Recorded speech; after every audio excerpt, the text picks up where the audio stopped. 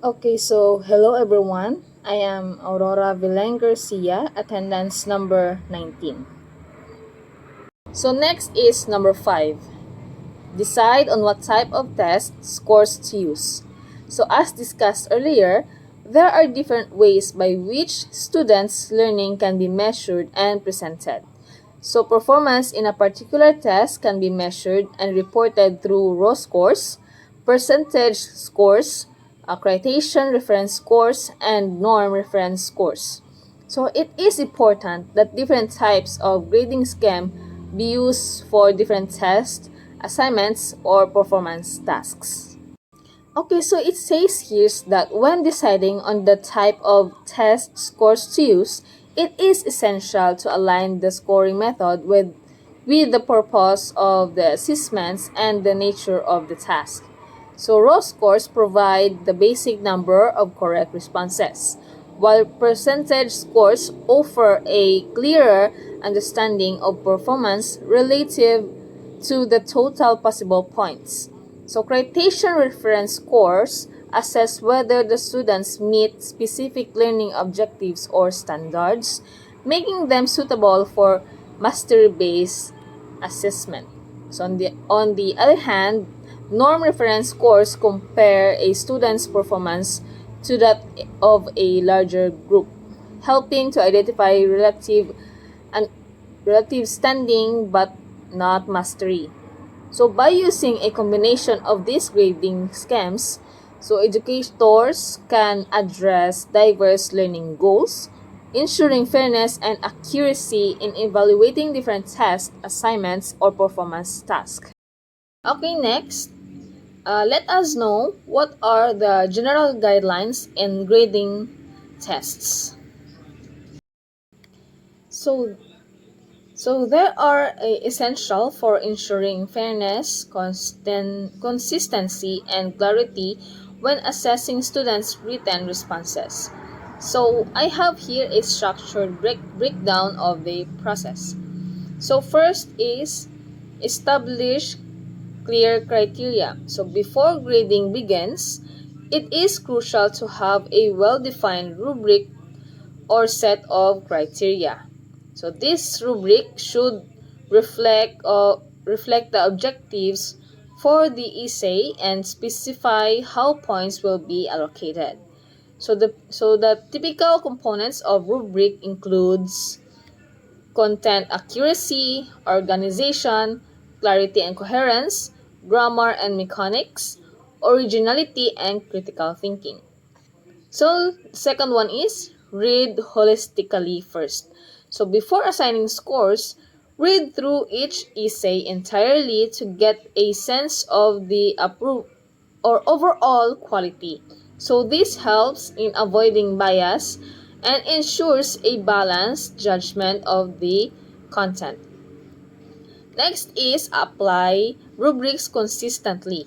So use the rubric as a guide to assign points to each component of the essay. So it is vital to stick to the rubric to maintain consistency across all essay. For example, if content is worth 10 points, clearly define what distinguishes an excellent responses, which is the 10 points, from an average one, which is the 5 points. So the next one is be objective and avoid bias. So in grading system, grading essays can sometimes feel subjective, but it is important to focus on the content and not be influenced by factors like handwriting, prior knowledge of the student, or personal opinion. Next is provide constructive feedback. So feedback is just as important as the grade. So offer specific comments on what the students did well and areas where they can improve. So this helps students learn from their mistakes and grow. Next is use anchors or sample responses. So review a few sample essays and grade them together with your colleagues or yourself beforehand. So this establishes a standard for each score level and reduces grading inconsistencies. Next, grade anonymously or if possible. So to further minimize bias, grade essays without knowing who wrote them. This can be done by using student ID numbers instead of names. So next is double check and reassess. So after completing the grading, revisit a few essays to ensure the grades are consistent and fair. If needed, adjust your scores to align the rubric or to align with the rubric. Okay, so essays require more time to grade than the other types of traditional tests. So grading essay tests can also be influenced by ex- extraneous factors such as learners, handwriting, legibility, and raters' biases. So it is therefore important that you devise essay questions, prompts, and grading scheme procedures that will minimize the threats to validity and reliability. Okay, so in grading essay tests in time consuming and can be influenced by factors like handwriting, legibility, and rater biases, which may threaten the validity and reliability of the assessment. So to minimize these issues, it is crucial to design clear and specific essay prompts that guide students toward the desired content and structure, reducing misinterpretations. So a detailed scoring rubric breaking down components like content, organization, and grammar ensures consistent grading and minimizes subjectivity. So additionally, training raters through calibration sessions and using anonymous grading can help mitigate biases. So in grading and rounds by focusing on one criterion at a time, along with providing clear and constructive feedback, further ensures fairness. So lastly, considering tools like automated grading systems or peer reviews can help reduce the time and workload involved while maintaining the integrity of the grading process.